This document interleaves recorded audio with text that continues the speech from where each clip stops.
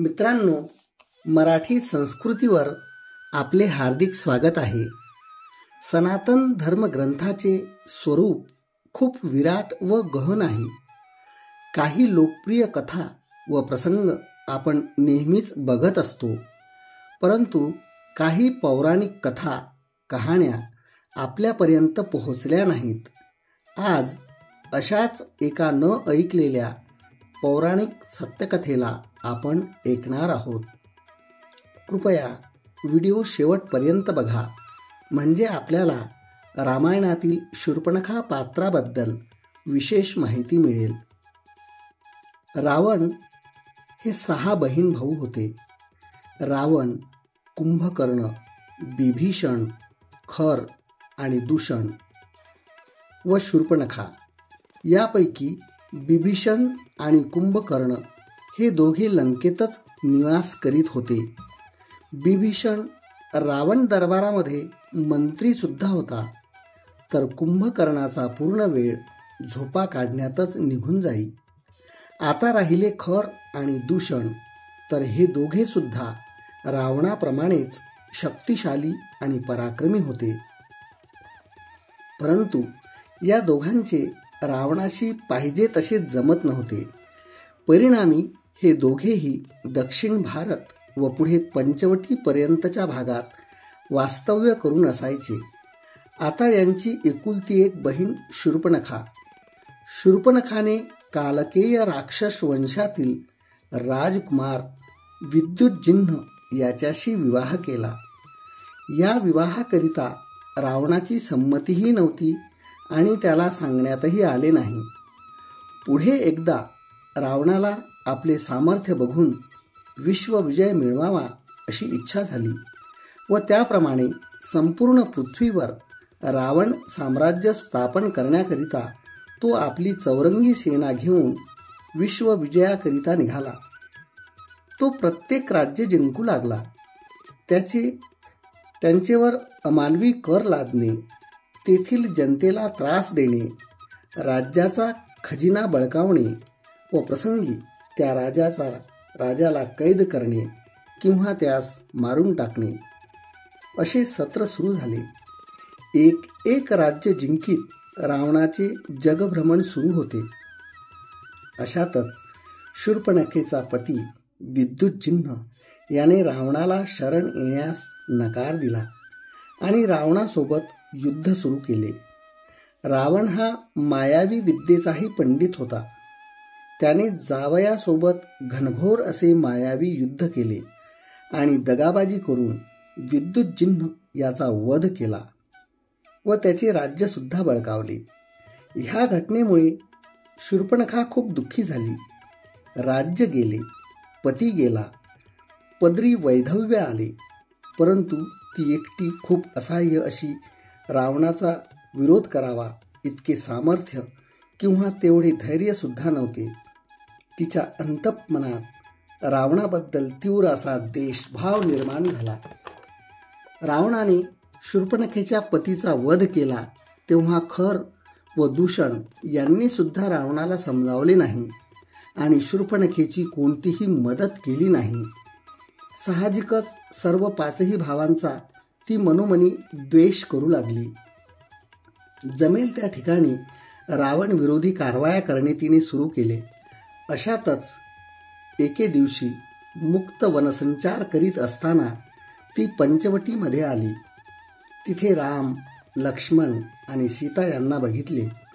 प्रभू श्री रामचंद्रांना पाहून शूर्पणखेच्या राक्षसी भावना उफाळून आल्या. प्रभू श्री रामचंद्रांचे तेजस्वी मुख पाहून ती मोहित झाली. याच राजकुमारासोबत लग्न करावे म्हणजे आपले जीवन सुखाने व्यतीत होईल असे तिला वाटले.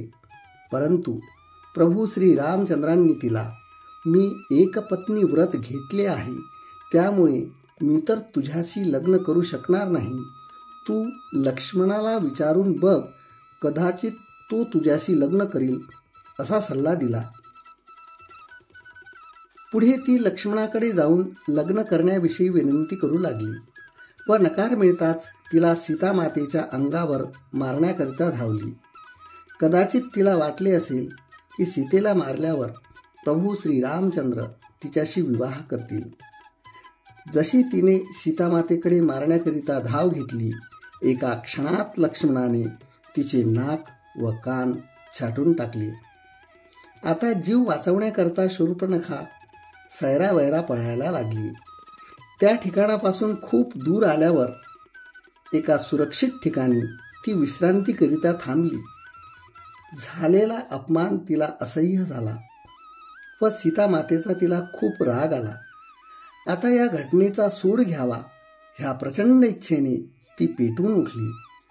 अशातच तिला कल्पना सुचली की हीच वेळ आहे की एकाच बाणात 2 पक्षी मारले जातील. प्रथम ती खर आणि दूषण ह्या 2 भावांकडे गेली. त्यांना खूप चिथावणी दिली आणि प्रभू श्रीराम व लक्ष्मण यांच्याशी युद्ध करायला प्रवृत्त केले. ते दोघेही पंचवटीला येऊन प्रभू श्रीराम व लक्ष्मण यांना युद्धाचे निमंत्रण देऊ लागले. परंतु फार काळ त्यांचा टिकाव लागला नाही व शेवटी दोघेही मारले गेले. खर व दूषण यांचा पराक्रम व त्यांच्या शक्तीची शूर्पणखेला जाण होती.